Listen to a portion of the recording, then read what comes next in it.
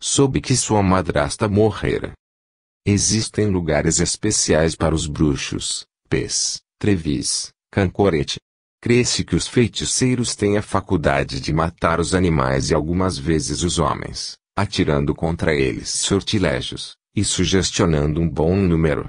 Assim, em Trevis, tendo uma jovem recusado esmolar um mendigo, este lhe disse que ela se arrependeria, e, desde aquele dia, as suas vestes eram rasgadas, mesmo dentro do armário, por mãos invisíveis. Os bruxos, untando a pele com uma substância, por todo o corpo, podem voar. Algumas vezes intentaram comer meninos, a miúde. Impediram que o leite produzisse a nata da manteiga. Para guardar-se contra eles, é preciso ter consigo uma serpente e vestir a roupa pelo avesso ou pôr sal no fundo do boião. Há alguns livros, tais ó, Salomé, e o Pequeno Alberto, que dão o poder de evocar o diabo, dar ordens, e de fazer tornar-se em animais. Povos bárbaros e selvagens. Vejamos, pois, quão pouco temos de ensoberbecer, sobre o assunto, ante os povos selvagens e bárbaros. Árabes, começando pelos árabes, beduínos, etc., vemos a seita dos Aissawa, que vive particularmente na Argélia apresentar aqueles mesmos fenômenos de insensibilidade que os faquires indianos mostram, como em carvões em brasa e vidro, traspassam-se de lado a lado um membro do corpo com uma espada, sem que resulte cicatriz sequer, etc. Osman Bey, no seu Gênero Islamismo, fala de fenômenos similares que se encontram junto dos derviches sheikh, os quais operam verdadeiros milagres, graças ao poder a elas transmitido pelo próprio Pir, o fundador da ordem. Os sheikh, continua ele, vendem muská, ou seja, amuletos, praticam o nefis, ou seja, tratamento das doenças por meio do magnetismo, recorrem ao bui ou verdadeiro exorcismo com o objetivo de unir os bons espíritos e tornar impotentes os malvados. Entre os fenômenos mais notórios aos muçulmanos estão aqueles que se obtêm pelo que os espiritistas denominam mediunidade no copo de água, embora em vez de água se faça uso de um cristal, de um espelho ou de algo similar.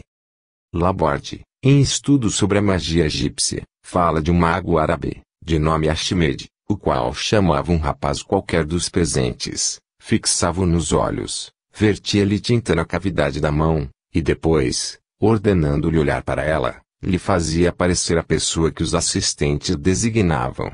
E foi assim que uma vez o rapaz viu no côncavo da mão Shakespeare e o Sr. Cradock, este em missão diplomática junto do Pachá de Alexandria, que os presentes reconheceram, sem a menor dúvida, ante a descrição que o rapaz deu.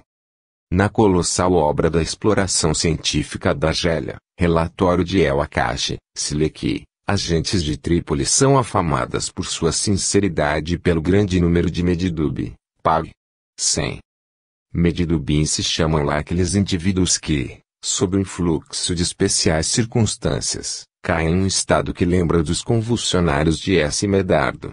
São numerosos na Argélia e mais conhecidos pelo nome de Aizovion Amarim. Batas, os batas, quando encontram um homem possuído de gênio mau, respeitam-no profundamente e o olham por oráculo.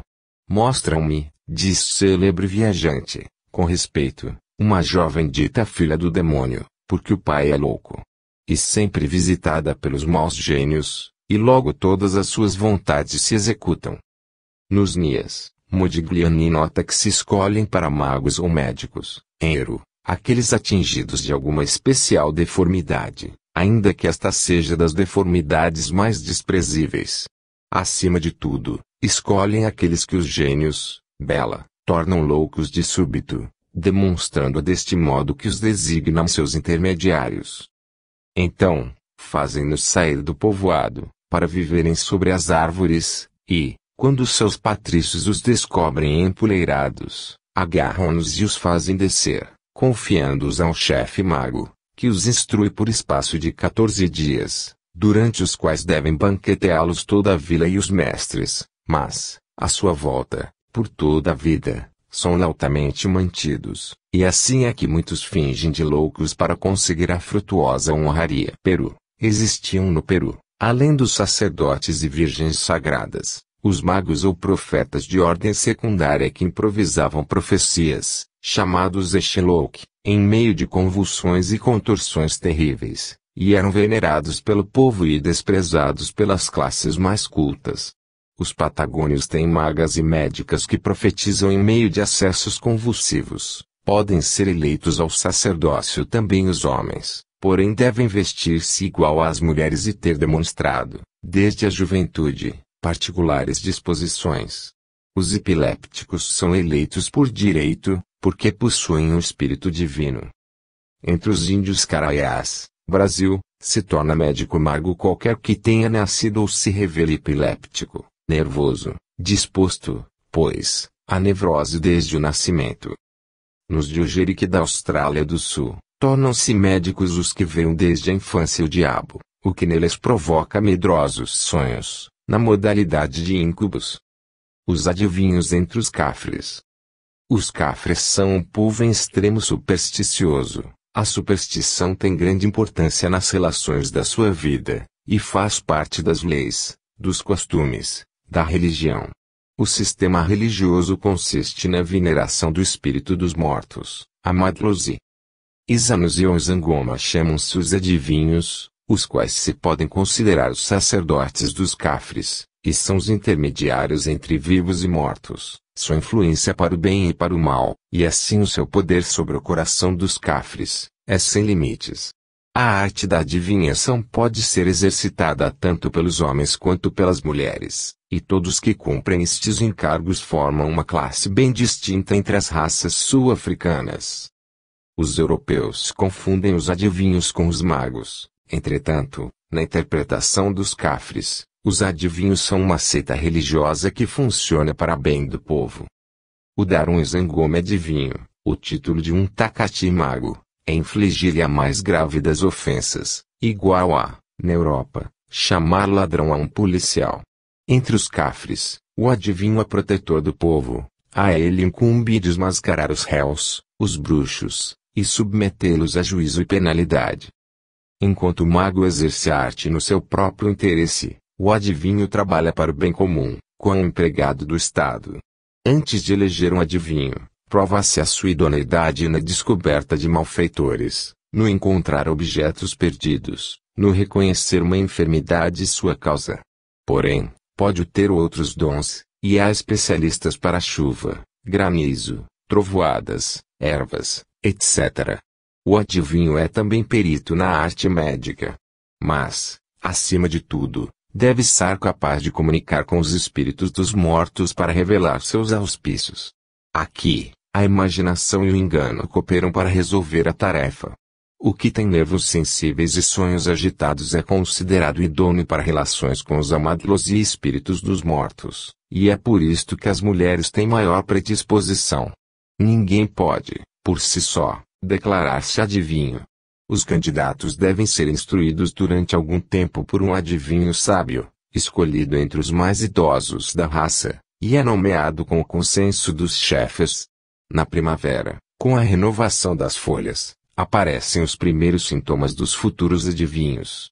Se, nesta estação, um jovem tem sonhos tumultuosos, imagina-se em seguida que os amadlosi tenham relações com ele, crê ouvir vozes, anda, errante, por lugares solitários, salta as águas profundas para receber as comunicações dos espíritos, e, quando, à noite, regressa à sua casa, recusa o alimento, que antes devorava qual um lobo, e depois cai em êxtase. Em continuação a estes fenômenos, seus parentes concluem em fazê-lo examinar por um adivinho. Se este não encontra autêntica vocação, ordena-lhe medicação para reforço dos sintomas misteriosos, coloca-lhe um tufo feito de penas na cabeça e inicia nos segredos da ciência. O candidato continua sua cura de medicinas e ficções, e, tomado enfim pelo frenesi, atira-se contra as rochas, e imerge na água, expondo a perigo a própria vida, se os amigos não o vigiarem.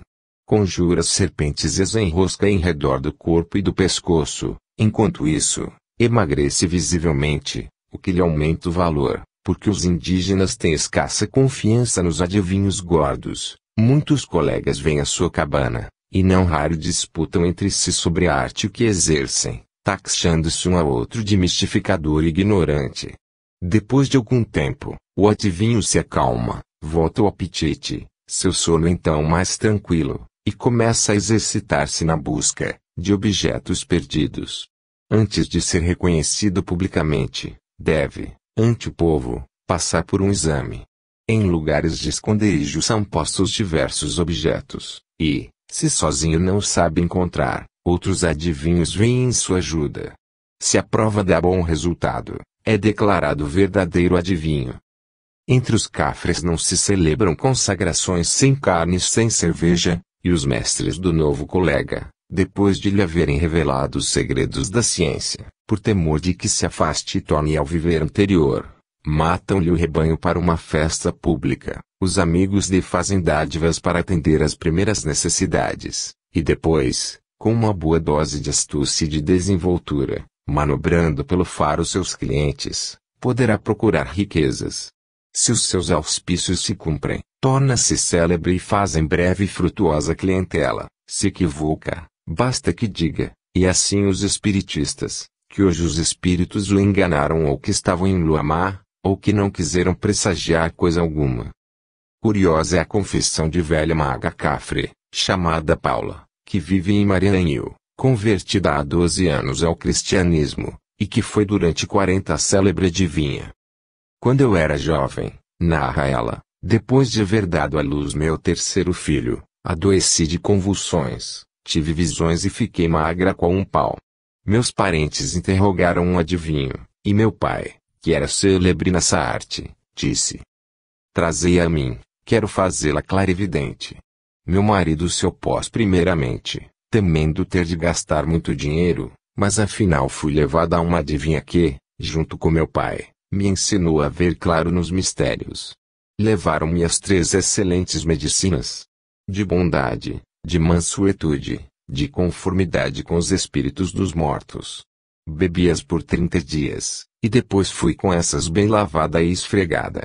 Puseram-me nas costas peles de cabra, por distinção dos meus méritos. Os espíritos falavam sempre mais comigo, nos sonhos, vi-os dos meus antepassados, sob a forma de lagartos pardos, e comecei a profetizar.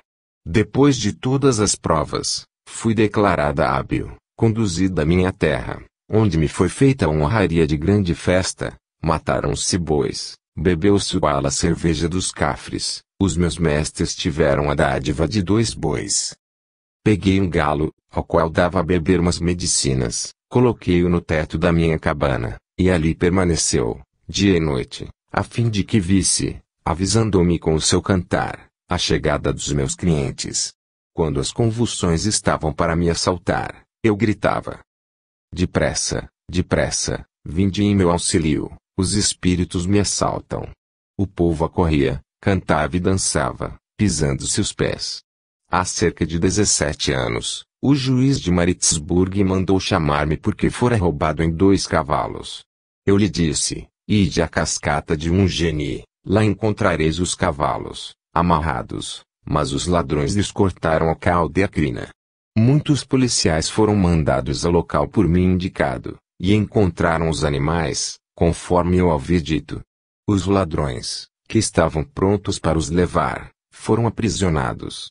O adivinho se serve, para suas investigações, de ossos de animais, quando não de bastões, que atira ao solo. Alguns se servem dos bastões, baseando-se na posição em que caem no chão, se horizontalmente, a pergunta recebe resposta negativa. Se bate contra o cliente, a resposta é positiva. Se trata de enfermo do estômago, os bastões devem cair-lhe sobre o ventre, mas, se batem, ao invés, em outro ponto, quer dizer que o mal reside ali. Taylor e o missionário Rowley narram de um bruxo que se serve, para descobrir uma ladra, de 2 bastões, morada de um espírito, o qual, passando, pelo esconjuro, aos 4 jovens que seguram os bastões, os impeliam rumo da cabana do réu.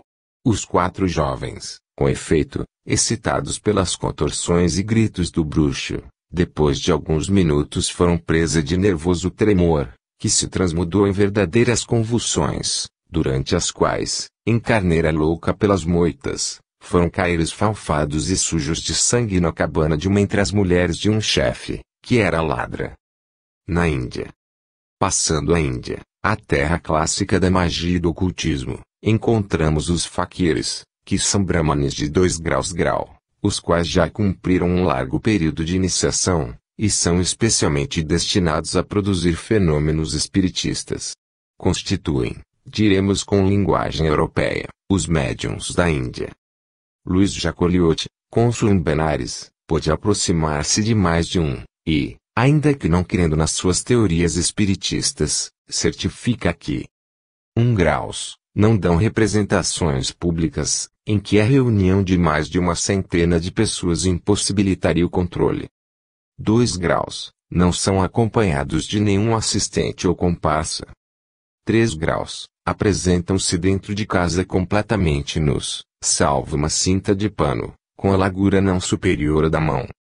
4 graus, não utilizam copinhos, nem sacos encantados, nem caixinhas de duplo fundo, nem mesas preparadas, nem algum dos 1000 objetos necessários aos prestidigitadores europeus. 5 graus, não levam consigo mais do que uma varinha de bambu, com 7 nós, e um pequeno assobio, que prendem uma madeixa de seus longos cabelos. 6 graus, operam à vontade da pessoa cuja casa hajam ido. 7 graus, quando necessitam de outra pessoa para desenvolver seus fenômenos de magnetismo, aceitam qualquer dos presentes que se lhes indique. 8 graus, se lhes é necessário um objeto qualquer, pedem que lhe emprestem. 9 graus, recomeçam quantas vezes se deseje suas experiências, sob vossos olhos, para permitir sejam controladas. 10 graus, finalmente, jamais pedem remuneração, limitando-se a aceitar uma esmola para o templo do qual dependem. Eis aqui alguns dos principais fenômenos observados por ele, com convindas a mim, com o qual obteve os mais importantes resultados, e que, em síntese, se podem agrupar nestas 7 categorias. 1. Levitações. 2. Transportes. 3. Aderência ao solo. 4. Mediunidade musical. 5. Escrita mediúnica. 6. Vegetação acelerada. 7. Materializações. Com referência às levitações, é o próprio Jacoliot que narra. Pegando um bastão que eu trouxera comigo de Ceilão, o faquir apoiou a mão direita sobre um ponto do corpo, e, pronunciados alguns conjuros mágicos, se elevou a 2 pés do solo, com as pernas cruzadas à moda oriental, em posição muito similar à das estátuas de Buda. O fenômeno durou 20 minutos. Outra vez, distanciando-se, o faquir se deteve no vão da porta que comunicava o terraço com a escada, e, cruzando os braços no peito, se elevou, pouco a pouco, sem apoio aparente, a uma altura de 25 ou 30 centímetros do solo. Durou o fenômeno algo mais de 8 minutos. Mas, eis um outro fenômeno mais maravilhoso: 3 vasos de flores, bastante pesados, que requereriam considerável esforço para os levantar, encontravam-se na extremidade do terraço. Covindasamy escolheu um, e, pondo-lhe a mão suspensa, à guisa de o tocar na borda com a extremidade dos dedos, lhe imprimiu, sem esforço aparente, uma oscilação regular, qual a de um pêndulo, sobre a sua base. Pouco depois, pareceu-me que o vaso abandonava o solo, sem modificar o seu movimento, ondeando no vazio, da direita para a esquerda, segundo a direção que lhe imprimira o faquir. Jacoliot descreve em seguida um fenômeno de aderência ao solo. Peguei uma pequena mesinha de madeira de teck, que ergui sem esforço com o polegar e o indicador, coloquei-a no meio do terraço, e perguntei ao faquir se poderia torná-la aderente ao local que ocupava. Um malabar, impondo sobre ela as mãos, permaneceu imóvel 15 minutos. Transcorrido esse tempo, disse: os espíritos vieram, e ninguém poderá levar daqui a mesinha sem o consentimento deles. Aproximei-me, e, agarrando a mesinha, fiz o necessário esforço para erguê-la. Não se moveu, como se estivesse encravada no chão. Redobrei os esforços, e o frágil tampo da mesinha me ficou entre as mãos. Peguei obstinadamente os pés do móvel, mas não obtive mais bem resultado. Igualmente notável é outra experiência relatada por Jacques, da harmônica que toca espontaneamente. Pegou ele uma harmônica, suspendeu-a mediante cordel a uma das barras de ferro do terraço, de modo que balançasse a 2 pés do solo, e pediu ao faquir que a fizesse soar, sem tocar no instrumento. Acedendo imediatamente ao meu pedido, prossegue o nosso autor, Govindas me prendeu entre os dedos polegar e índice de cada mão a corda que suspendia a harmônica, e se concentrou, na mais completa imobilidade. Depois de poucos minutos, o instrumento se agitou suavemente, o fole se contraiu em movimento de vai-vem, semelhante ao que lhe tivesse imprimido invisível mão, e dele saíram prolongados sons, sem harmonia entre si, mas perfeitamente nítidos na sua emissão. Pedi obtivesse uma área musical. Evocarei o espírito de antigo músico do templo, respondeu. Esperei. Depois de prolongado silêncio, o instrumento emitiu uma série de acordes que pareciam prelúdio, e em seguida soou resolutamente uma das áreas mais populares da costa Malabar. Durante o tempo que durou o trecho de música, o faquir não fez o mínimo movimento, limitava-se a permanecer em contacto com o cordel que sustentava a harmônica.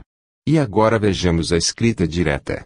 Govindas me havia trazido consigo um saco de areia finíssima, derramou-a no solo e a nivelou com a mão, de modo a formar uma superfície de cerca de 50 centímetros quadrados.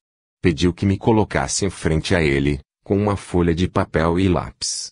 Tendo solicitado que eu lhe desse um pedacinho de madeira, atirei-lhe uma caneta, que depôs na areia.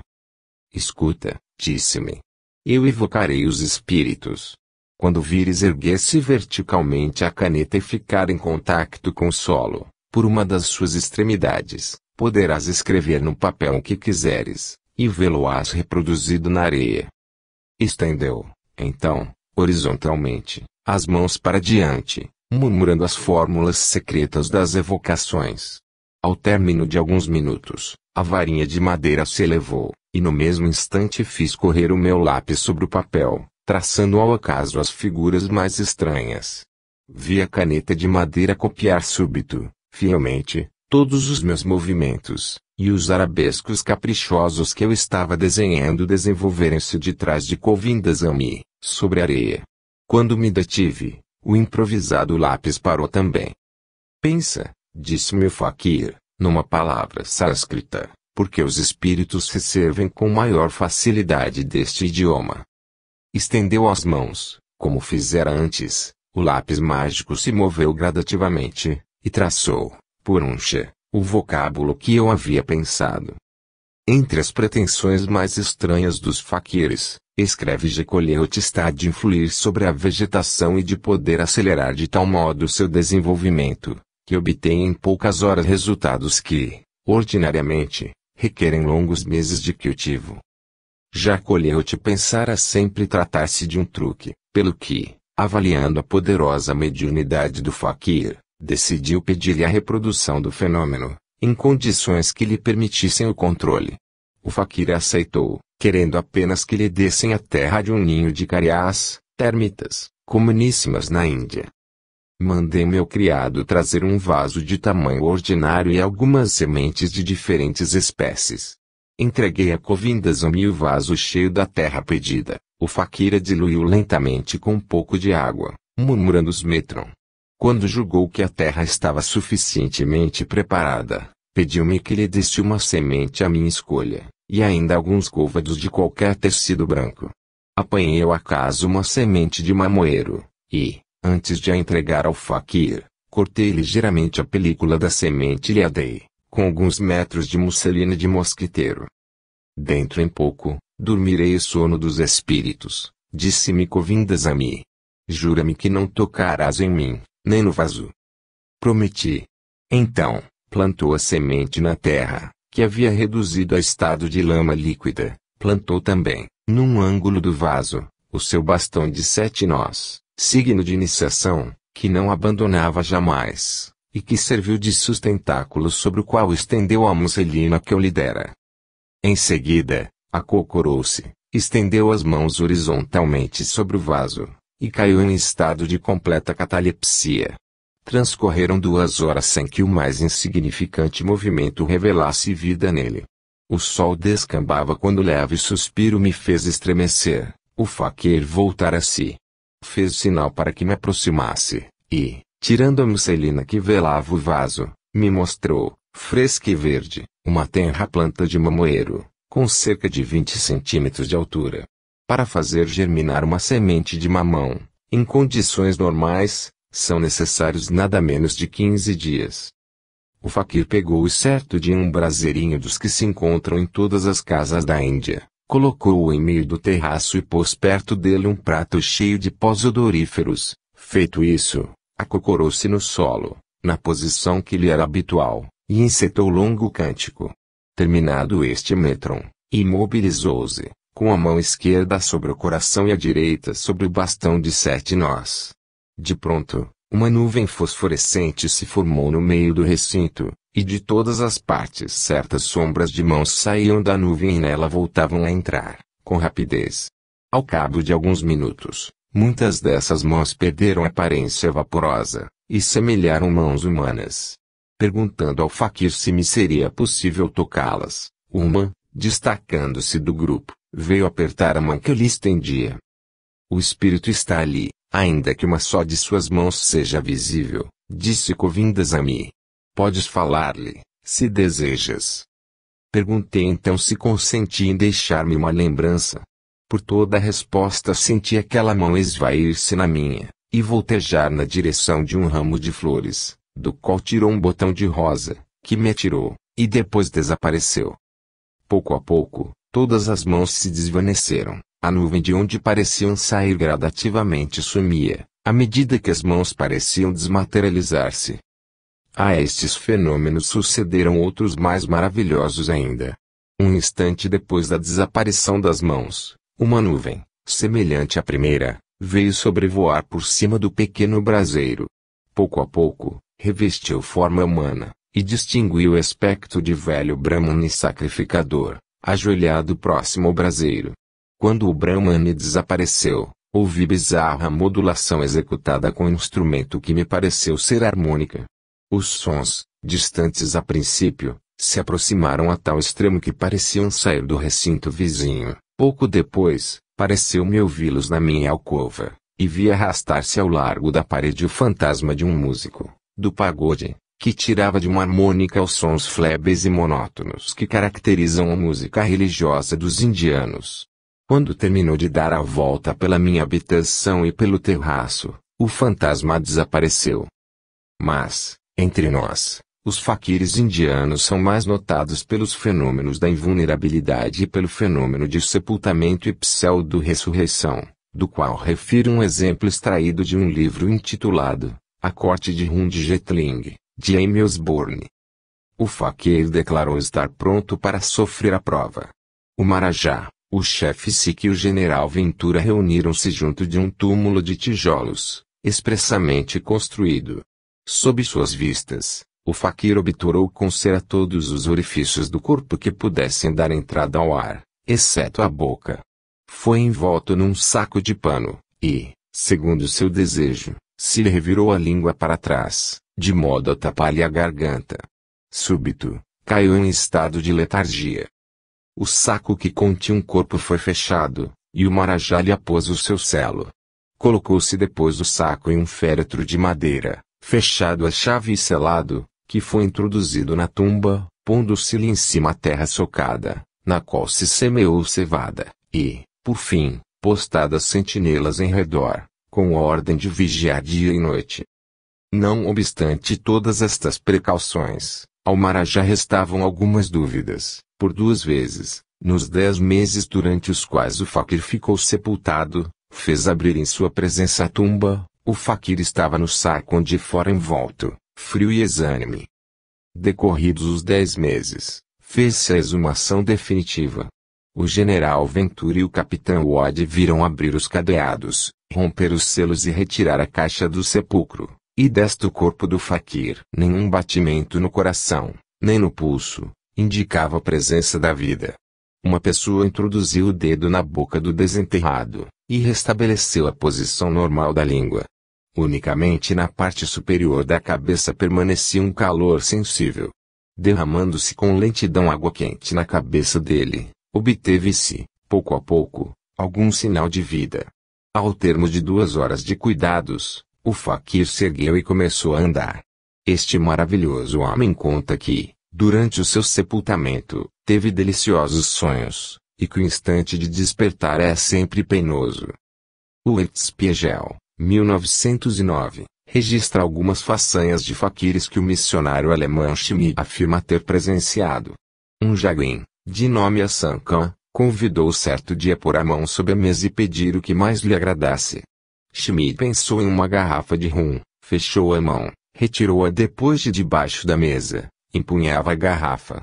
Repetiu-se a façanha iguais vezes com iguais objetos, mas, não raro, Schmid, em vez de estender a mão embaixo da mesa, estendia atrás da porta, e o resultado era sempre igual.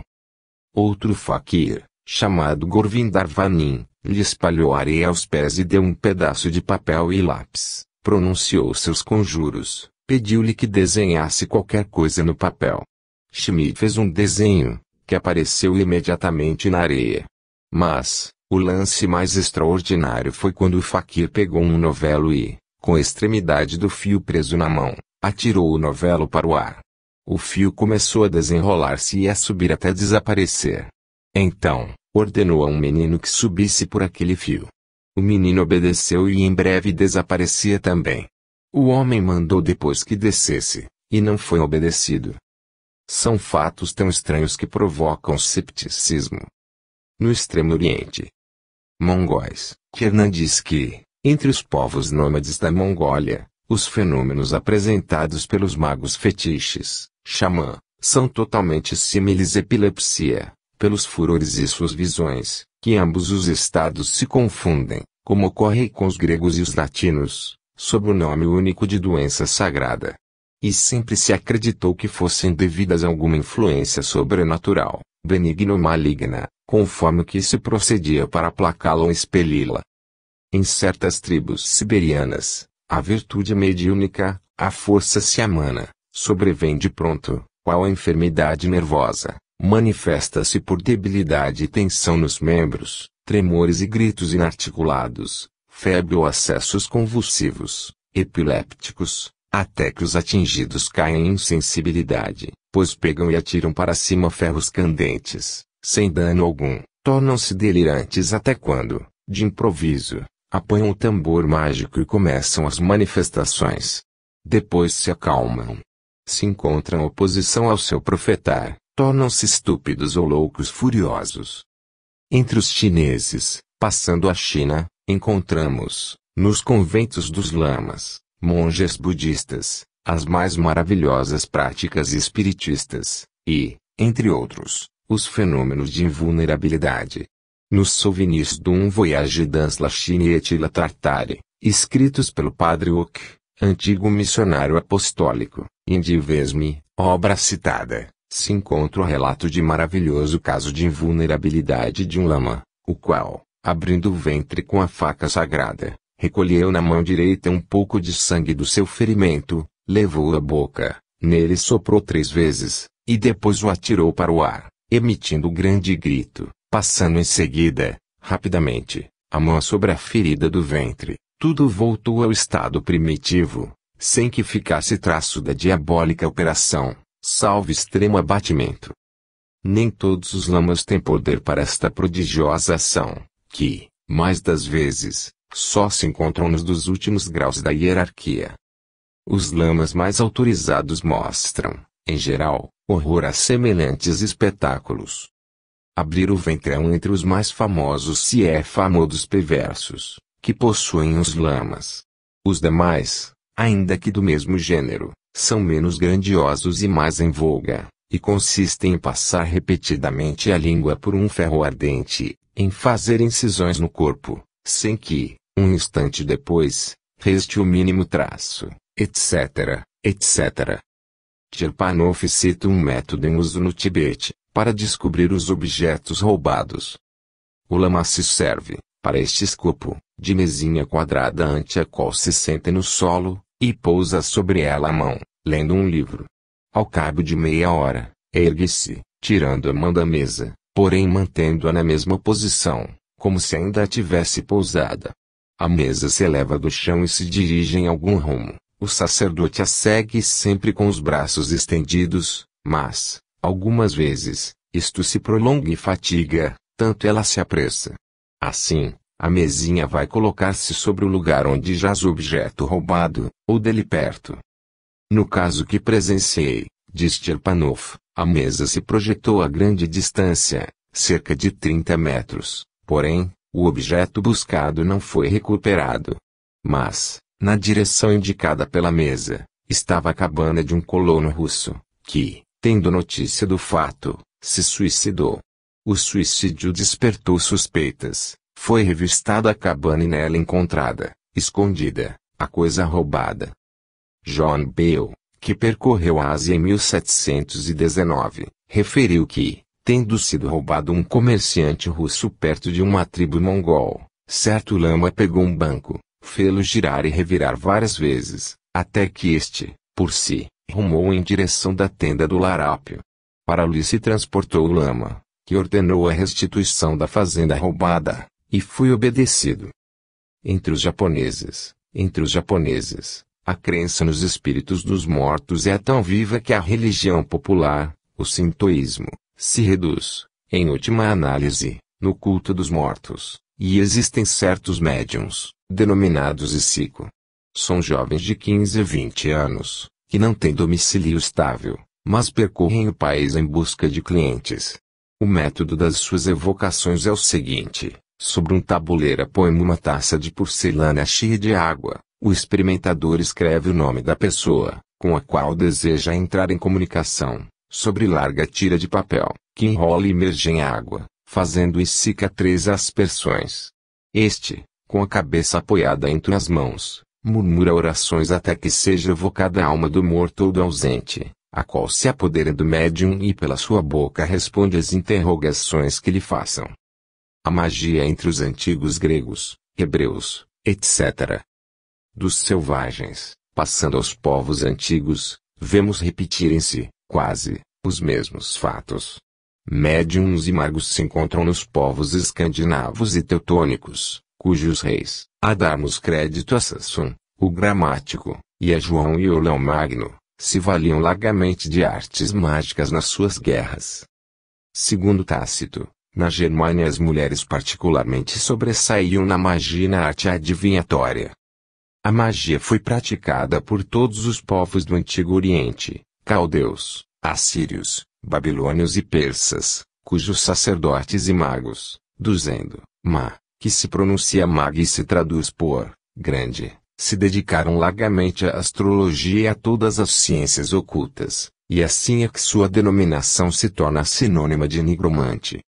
Segundo Estrabão, 3 métodos estes sacerdotes aplicavam para descobrir o futuro e influir sobre o presente, a saber, 1 graus, evocando os espíritos, 2 graus, valendo-se de copos e mesas, 3 graus, servindo-se de água, isto é, visão no copo de água, de trípodes moventes e de outras práticas, ainda usadas atualmente. Em todos estes povos as práticas mágicas eram mais especialmente dirigidas para a adivinhação do porvir. Hebreus, nos tempos de Saul, os profetas eram bem mais raros, mas Samuel fundou um seminário exclusivo, em Rama. E sabido que, entre os hebreus, ser louco ou neurótico era um título para passar por profeta, e Saul foi reconhecido profeta quando se despojou de seus vestidos. No 1 graus livro de Samuel vemos turmas de falsos profetas correrem desnudos pelos campos, comerem imundícias e cortarem seus mãos. Sob os reis, depois de Jeroboão II, cerca de 7 séculos antes da era vulgar, o profetismo assumiu importância sempre maior. Pode-se dizer que os hebreus interrogavam seus profetas tal qual hoje se vai consultar as sonâmbulas, e assim os gregos e romanos aos oráculos.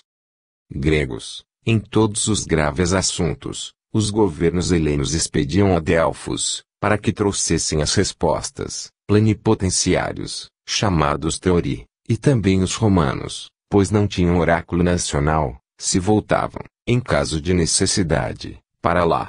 Junto de alguns oráculos era usada a mediunidade do copo d'água. Na vizinhança de Telemesso, havia um templo de Apolo onde os consulentes, fixando o olhar em um poço, viam, em imagem, a resposta às suas perguntas. Segundo Apoleio, que se reporta a Varão, o êxito da guerra mitridática foi predito aos habitantes de Trales por um menino que olhava num copo d'água. Outros oráculos davam as respostas por meio de sonhos, oniromancia. Tais eram os oráculos de Anfiaral, perto de Potinia, e em Oropo, aquele de Pasife, em Talamia, na Lacônia, aquele de Calcante, na Daonia. Os dedicados a Esculápio, existentes em Epidauro, em Roma, etc., estavam particularmente consagrados à cura de enfermidades, tal como ocorre agora no Santuário de Lourdes, no de Caravaggio, etc. Os autores informam que a sacerdotisa de Delfos, no entusiasmo, falava idiomas ignorados por ela, exatamente como sucede com os nossos médiuns. Também o oráculo de Amon falou em grego a Alexandre Magno, porém com sotaque estrangeiro. Os oráculos respondiam aos bárbaros em seus respectivos idiomas. Quando Mis foi ao templo de Apolo Pitônico, aquele vate profetizou no idioma alario. Também na Itália havia oráculos, embora o uso etrusco, dos augures, dos arúspices e dos livros sibilinos tornasse menos florescente a instituição. Abstraindo-se da Magna Grécia, podem recordar-se em Itália, aquele de Marte, em Tieramatiena, Abruzos, o de Fauno, em Tivoli, e sobre o Monte Aventino, o de Gerione, em Albano, sobre as colinas Euganei, o de Hércules, em Tivoli e Roma, o de Jove, Terracina, o da Fortuna, em Prenestianzio. Em alguns destes templos, os oráculos se obtinham mediante sortes, que eram algo semelhantes aos pianeti dos nossos charlatães. Em outros, e assim naquele da Fortuna, em Anzio, eram as estátuas e os simulacros dos mesmos deuses que respondiam de viva voz às perguntas que lhes eram dirigidas. Oráculos autófonos. Bastante consultados eram em Roma os augures ou arúspices, os quais recebiam augúrio da observação das vísceras das vítimas, mas, as consultas proféticas, às quais só se recorria nos casos mais graves e difíceis, eram feitas às sibilas. Na história teúrgica da antiguidade, avulta a figura de Apolônio de Tiana, que viveu no 1 século do Cristo. Parecia dotado da chamada dupla vista. Em Alexandria, encontrou, por acaso, certo dia, com 12 malfeitores que levavam ao patíbulo. Observou-os, e disse: não são todos culpados, eis um que é inocente. E procrastina por todos os meios a execução deles, até que chegou, a rédea solta, um cavaleiro portador de contra-ordem para que fosse posto em liberdade o dito condenado, por haver sido reconhecida sua inocência. Outra vez, de Alexandria, anunciou a Vespasiano o incêndio do templo de Júpiter, no Capitólio, ocorrido um dia antes, em Roma. Acusado de conspirar contra Domiciano, a favor de Nerva, e levado ante o tribunal daquele, depois de haver brevemente respondido ao interrogatório, no qual se pretendia fazê-lo parecer réu de magia e conspiração, desapareceu de improviso da presença do imperador e de toda a corte. A desaparição de Apolônio se deu pouco antes do meio-dia, antes do pôr do sol. Encontrava-se em Puzzoli, com seus 2 discípulos, Demétrio e Damide, que para ali havia antes enviado.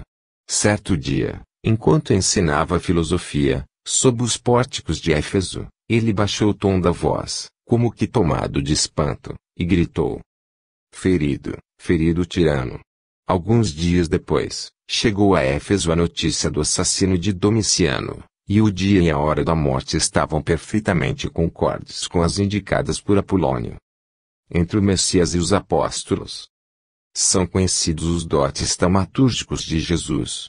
No Talmud se diz, na vigília da Páscoa, Jesus foi crucificado, por ser dado à magia e aos sortilégios.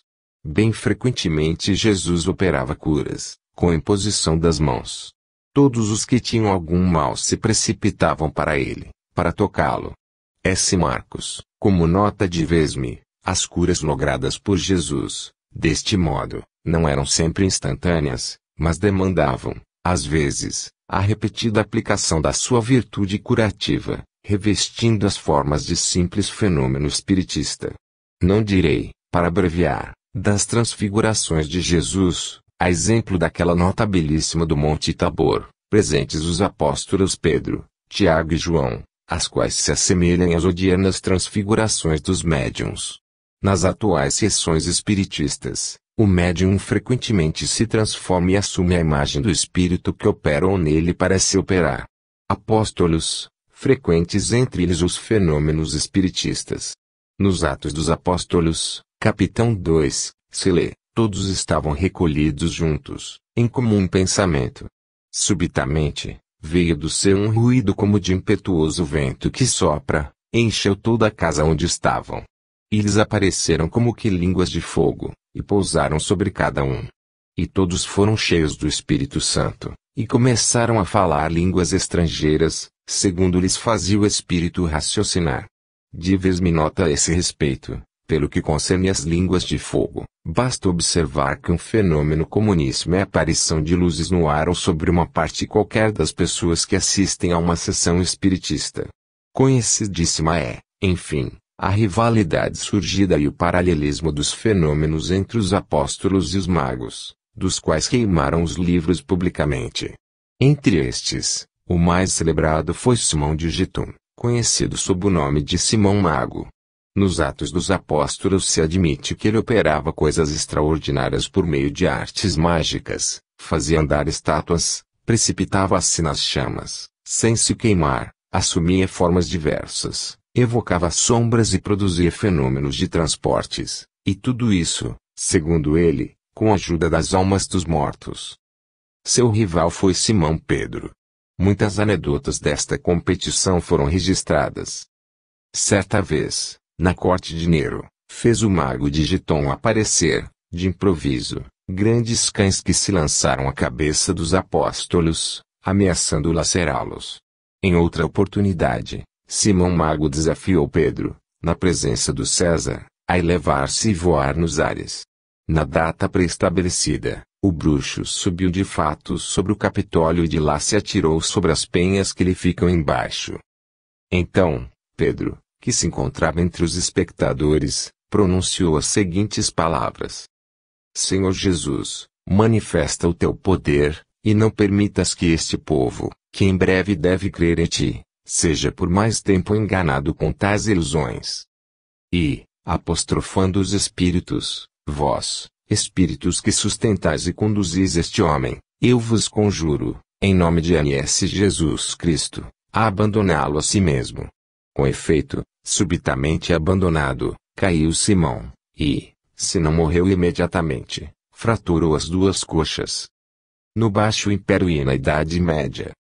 Percorrendo rapidamente o período da Idade Média, e abstendo-me de falar dos prodígios dos filósofos neoplatônicos, entre os quais abundaram os teúrgicos, e dos mártires que permaneciam insensíveis aos mais atrozes tormentos, é oportuno recordar um caso de premonição tipológica, como poderia ocorrer agora, exposto por Amiano Marcelino.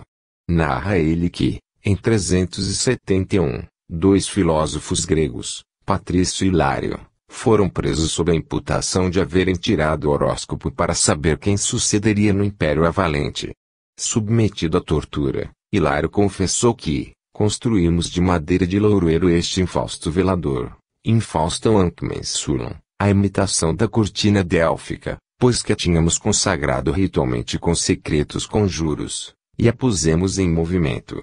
Logo que se movesse, nós o consultávamos acerca das coisas ocultas e operávamos da maneira seguinte: colocava-se o velador no meio da casa, toda purificada de antemão com perfumes árabes, e sobre ele uma bandeja funda, feita com vários metais, e que tinha esculpidas em redor das bordas as 24 letras do alfabeto, separadas umas das outras. Perguntando-se-lhe quem sucederia no império, e porque havia dito que seria um homem digno sob todos os respeitos, o anel, sempre saltando, tocou as letras Teu. Assinalada a última letra, um dos presentes exclamou que o predestinado era Teodoro, Teodorus, e não mais interrogam sobre o caso, sendo para nós bastante acertado fosse Teodoro o nome que buscávamos. O Teodoro, que aos consulentes parecia designado pelo oráculo, era um entre os cortesãos do imperador e homem tido por todos em unânime estima de engenho e virtude. Hilário declarou que Teodoro de nada sabia, porém Valente também o fez morrer na carnificina de todos que suspeitou implicados na conjura. A resposta tipológica obtida por Hilário e Patrício não era errônea, inexata foi, entretanto, a interpretação. Quem sucedeu a Valente foi Teodósio Goto, o que talvez os consulentes teriam sabido, se houvessem deixado o velador concluir a resposta. De Jâmblico se narra que, caindo em êxtase, ele se elevava 10 côvados no ar, e então se transfigurava e sua cabeça se rodeava de luminosa auréola. Orígenes, contemporâneo dos mártires, fala de aparições que, em estado de vigília ou em sonho, bastam para dar a coragem do martírio àqueles que obtiveram a graça de obtê-lo. Tertuliano narra as mesmas coisas dos martírios de que foi espectador, e particularmente dos de Perpétua e Saturo. No fundo de tenebroso cárcere, consumiam-se de dor e espanto, quando uma visão os consolou. A Saturo revela que morrerá de uma única dentada de leopardo, como se verificou, e que Perpétua permaneceria insensível às torturas, e assim foi, pois, durante essas, viram-na tranquilamente alisando os cabelos, compondo as dobras da roupa, e pedir, por fim, quando começareis? Aqui, Santo Agostinho exclama, onde estava, pois, seu espírito? Que bebida podia tê-la alucinado a tal ponto? Os ordalhos. E chegamos, sem mais, aos famosos juízos de Deus, chamados todavia ordalhos pelos anglo-saxônios. Ordal, que significa juízo, e que Patilta define, um procedimento com o qual se acreditava poder induzir os seres sobrenaturais a manifestar a sua decisão sobre um assunto, com efeitos jurídicos, ou pergunta feita aos espíritos em certas condições e com tal formalidade que os induz ou constringe a responder por forma prefixada. A prática dos ordalhos se encontra em quase todos os povos selvagens, ainda mesmo naqueles de outra religião, a menos que não tenham fé na sobrevivência da alma dos mortos. Começando pela África, vemos a prova do fogo adotada em Serra Leoa, junto aos Jolofi, os Wassueli, no Benin, onde o acusado deve provar sua inocência, com o deter, por algum tempo, entre as mãos, um ferro candente, ou então fazê-lo passar 3 vezes sobre a língua, por um sacerdote. Em Luango, passa-se sobre uma perna do acusado um facão em brasa, que deve esfriar-se imediatamente. Entre os mandingos e os crus, os acusados têm que imergir a mão em água ou azeite fervendo.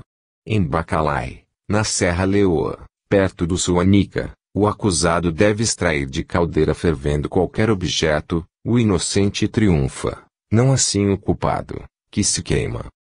Alguma vez se consulta o espírito dos mortos, especialmente quando se trata de descobrir a causa de sua morte.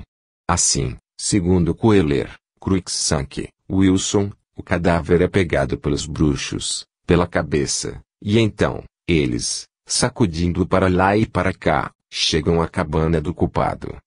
Mais usada dos selvagens africanos é a prova do veneno, misturando-se, na água ou no pão, a casca do Teleerythropucel guineense, ou outra substância venenosa. O inglês Lander, acusado de traição por alguns mercadores portugueses, teve que se submeter à prova do veneno, em Badagé, região do Níger. A beberagem devia ocasionar-lhe a morte, se culpado fosse. Pouco seguro da própria inocência, Lander, retirando-se para sua cabana, bebeu grande quantidade de água morna, e conjurou assim todo o perigo. Os ordalhos em uso pelos australianos se limitam a várias formas de interrogar o morto sobre a causa da sua morte, que raramente se considera natural. Frequente se coloca o cadáver em uma padiola, e se lhe pergunta: alguém te feriu no sono? Tu o conheces? E este outro? Se a padiola se move, considera-se a resposta afirmativa, caso contrário, prossegue o interrogatório. Creem que o Ínio, deus da morte, produz os movimentos. Outras vezes, A padiola é sustida por várias pessoas, que sentem uma sacudidela se é mencionado o nome do culpado, fenômenos similares a que assistimos em nossas sessões espiritistas. Nas Ilhas Hawaii, os bruxos pretendiam ver o retrato do culpado na superfície da água, habituada à aplicação da mediunidade do copo de água, ou durante o sono fatídico em que caíam depois dos conjuros, ou, então, recitavam rogativas, enquanto o acusado aproximava a mão do copo com água, que se encrespava, se era culpado. Menos usados foram os juízos de Deus entre os selvagens da América. Entre os antigos hebreus era bastante usado o juízo de Deus, por meio de sortes. Do juízo de Deus já se fala nos Vedas, que, na sua parte mais antiga, remonta a 3.000 anos antes do Cristo, e dos ordalhos falam todavia os códigos de Gautama, Bandayana, Vasista, Apastamba, Vishnu, etc., redigidos poucos séculos antes do Cristo. No de Vishnu são descritas as provas da balança, do ferro candente, da água fria, do veneno e da porção sacra. A prova da balança consistia em pesar o acusado, mediante uma pedra ou outro objeto equivalente, e tornar a pesá-lo. Depois de haver dirigido com juros a balança, o inocente devia tornar-se mais leve. No mesmo princípio se fundava a prova da água fria, na qual se metia o acusado e uma pedra, em 2 sacos unidos por uma corda, os quais eram atirados num curso de água. Se o homem fosse ao fundo e a pedra sobrenadasse, aquele era considerado réu. Se o homem viesse à tona e a pedra afundasse, o acusado era reconhecido inocente. Interessante notar desde então, e assim muito mais tarde, na Idade Média, que de um símile resultado se induzisse, não a inocência, mas a culpa do acusado. E sabido, com efeito, em que consistia a prova da água fria, da nossa Idade Média, mais conhecida pelo nome de banho das bruxas, porque especialmente se usada para descobrir os feiticeiros. Atirava-se a água à pessoa, bem atada com uma corda da qual uma das pontas ficava na mão dos julgadores, o acusado era tido por inocente, se afundava, e réu, se sobrenadasse. Esta crença no menor peso das bruxas fazia que elas fossem condenadas, quando a balança marcava menos que o seu peso normal. Assim, no famoso processo de Seguedino, em 1728, foram queimadas 13 feiticeiras, que, atiradas à água, não ficaram na superfície, como se fossem de cortiça, e, pesadas depois, não excederam meia onça de seu peso. Os juízos de Deus não eram desconhecidos dos antigos gregos, e Sófocles, na Antígona, fala de um acusado, o qual, para provar sua inocência, estava disposto a apertar com a mão um ferro candente, e atravessar o fogo. Os celtas se serviam de 3 espécies de provas: o ferro em brasa, a água fervente e o duelo. Mas, foram os germanos que deixaram nos ordalhos maiores pegadas do que qualquer outro povo, e difundiram este costume na Idade Média. Um juízo de Deus peculiar dos germanos é duelo, quando impunham os tribunais ou as leis. Raciocinava-se que o Altíssimo não poderia deixar sucumbir um inocente, quando débil, e não lhe multiplicasse as forças, paralisando-as do adversário. Frequentemente usada era, contudo, a prova do fogo, a qual, na Germânia, e, consequentemente, em toda a cristandade, consistia em fazer passar entre 2 piras o acusado, no mais das vezes com uma camisa coberta de cera. Pedro Aldobrandini, em 1063, provou a simonia e a heresia do bispo de Florença, atravessando, descalço, um fogaréu formado por 2 pilhas de lenha, de 10 pés de extensão, 5 graus de largura e 4,5 graus de altura, entre as quais havia passagem suficiente apenas para uma pessoa. Corpo e roupa ficaram intactos. E sofreram também prova de fogo, com êxito igualmente feliz, Bonifácio, que pregou o evangelho aos germânicos e aos russos, Pedro Gonzalez e S. Guilherme.